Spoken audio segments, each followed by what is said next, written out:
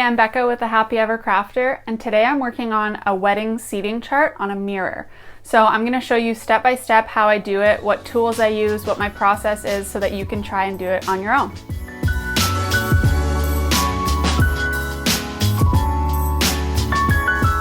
So the first thing I do is I take the chart that the client emailed to me and I print it out. So I have all the names in front of me and I know what table everybody's sitting at. Then I go into my Adobe Illustrator and I open a new file and I set it to the size that the mirror is. So I know that my mirror is 11.5 inches by 36 inches. So now I have a blank slate that's the size of my mirror and I'll be able to lay out and make sure that everything will fit.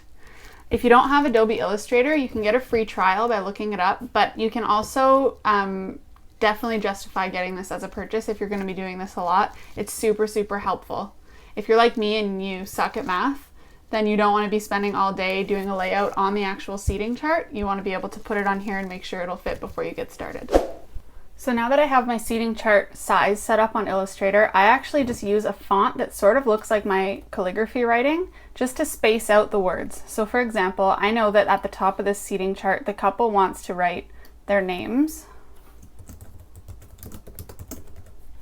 So I would do that and then size it so that it would fit approximately on the size of the mirror. And I'm going to do this with the entire set of words and names that they want on their seating chart, except some of them are going to be in block letters and some of them are going to be in calligraphy. So I'm going to hop in and do that, and I will show you when I'm finished.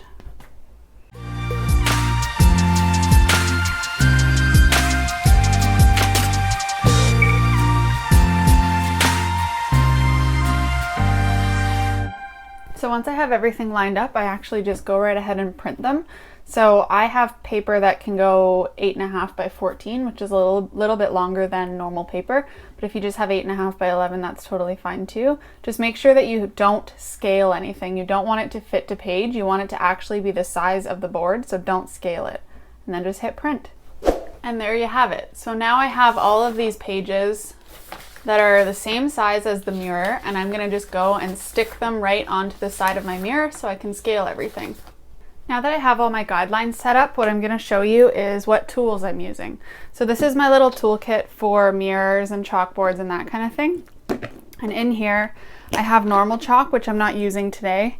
And then what I'm using is gonna be mostly Sharpie oil pens. So these are really great for being a little more permanent than chalk markers, and you can still take them off afterwards, but I find them really nice and opaque, so they're great for this kind of work. But when I'm doing my guidelines, I'm actually using a Bistro chalk marker so that I can actually erase them easily after. So I'm going to be using a combination of the two. You can also use a white pastel chalk pencil if you want to do your guidelines that way. And I'm also actually going to maybe try this Pen Touch. This is another white oil paint pen. I'm just not sure if it's going to have the right tip on it, but we're going to kind of play and find out. So really any oil-based pen you can find is really great for mirrors. And then some other things I have in here. I have acetone, which is what I use to correct mistakes or to take off the oil paint afterwards, which I'll show you at the end. These are just more pumps of acetone. I have a X-Acto knife, which I'll show you at the end. And I also have painter's tape. So some people choose to use painter's tape to put the guidelines across as opposed to chalk marker, but I really am a fan of chalk marker, so I'm not going to be using this today. And then of course I have a ruler. This is the tape I use to stick up the papers on my mirror. I have paper towel and I have Windex to clean it off at the end. So now that we have our paper all ready on the side of our mirror, we know what tools we're using. I'm actually going to get started. So I'm going to go onto my sheet here and find where that level of writing is and actually go and trace it right across onto my mirror. And I'm going to actually do this all the way down the entire mirror. All right, so now that my guidelines are all drawn, I can actually just take these off carefully.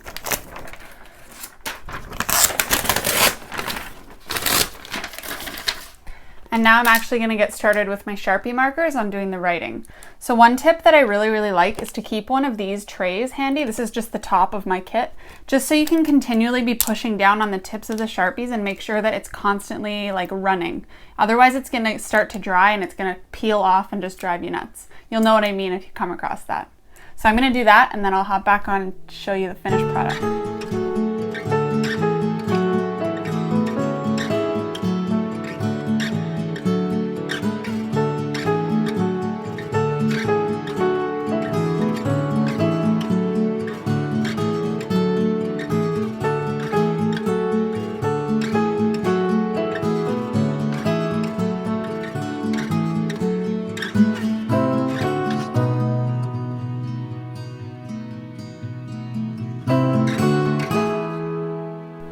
Alright, so all the text is done.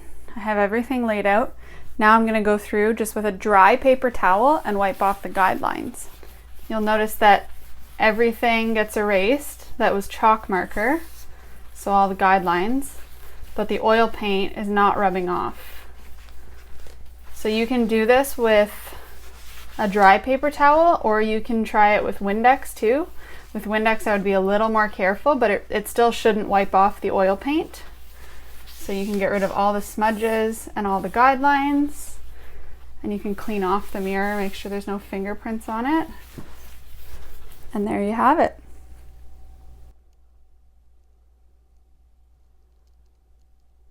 The last thing I want to show you is actually how to remove the lettering when you're finished. So this is an old menu that I made for a client and now it's returned to me and I need to take the writing off. So what I'm using is the acetone that I showed you at the beginning. This is just 100% acetone. I have paper towel and I have the little X-Acto knife blade. So you can use a straight blade, whatever blade you have. And all I'm gonna do is put some acetone on my paper towel and wipe away. It's gonna make a huge mess at the beginning. And then I use a dry piece to really scrub that off. So this does take a little bit of elbow grease. You can put Windex on top of it again if you want to, if this is sticking on a little bit too much, or you can use more acetone and keep rubbing away at it. And the reason that I had this X-Acto knife is also that you can get this wet with acetone, and you can actually use that to scrape away at it. And some people like doing that better, but I don't love how much dust it leaves. So I usually opt just for the acetone version. So that doesn't damage your mirror. It just kind of scrapes everything away.